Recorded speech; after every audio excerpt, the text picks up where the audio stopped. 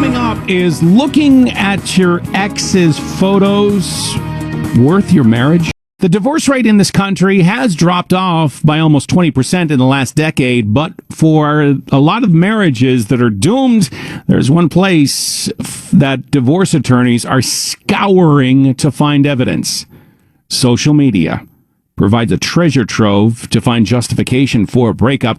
We're joined by Lene Ali DeRutter. She's one of the divorce attorneys, and she is on the KRLD Newsline. So how new is this? I don't think it's a new thing. I think it's been I'd say at least it's been around the last 10 years, right? When social media, it took off and then it became a common thing. And, people have access to social media so quickly and easily on their phones. I mean, you don't have to go on the computer anymore. You can just do everything off your phone. You can do it waiting, in carpool. It's so easy, so quick now. It's the 21st century way of cheating. I think it can be, right? I think it can be for sure.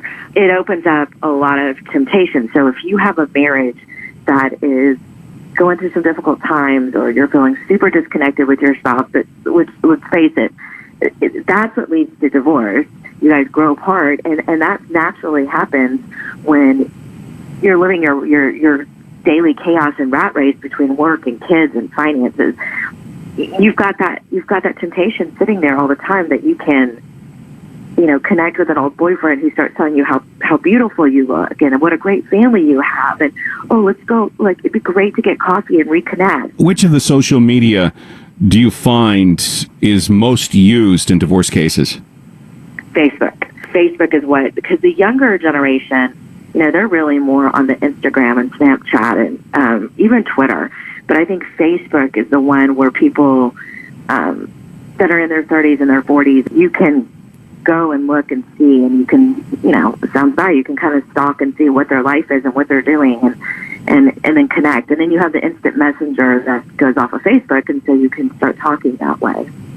It makes it very easy and very convenient for people to do stuff that they would normally be predisposed to doing. If they didn't have social media, they'd find another way to do it. I think so too. I mean, I think you're right, but it just makes that temptation that much easier. I mean, I will tell you, before I ever became a divorce attorney, I just couldn't fathom how someone could go and cheat on their spouse, and it just because of the way I was raised and just my belief system, I couldn't fathom that. And as I got older and became, and got into this career, because the second career, it's not a one-sided thing. And I can see how it happens, and I can see how it innocently develops. But you have to realize that when the temptations are there, don't use them. Don't step into it. Any advice for couples that might be worried about something like this? Well, I think you have to have a good relationship, and you have to talk, and you have to have trust and communication and all the things that keep a marriage together. I don't think that you can social media proof your marriage. I mean, if your spouse is going to stray and they're going to do it through social media, you're going to drive yourself crazy trying to keep up with it, But at the same time, if that does happen, it makes great evidence in court. So don't ever put anything in social media that you wouldn't want, your judge or lawyer, priest, child to see. That's Lene Ali DeRutter on the KRLD News.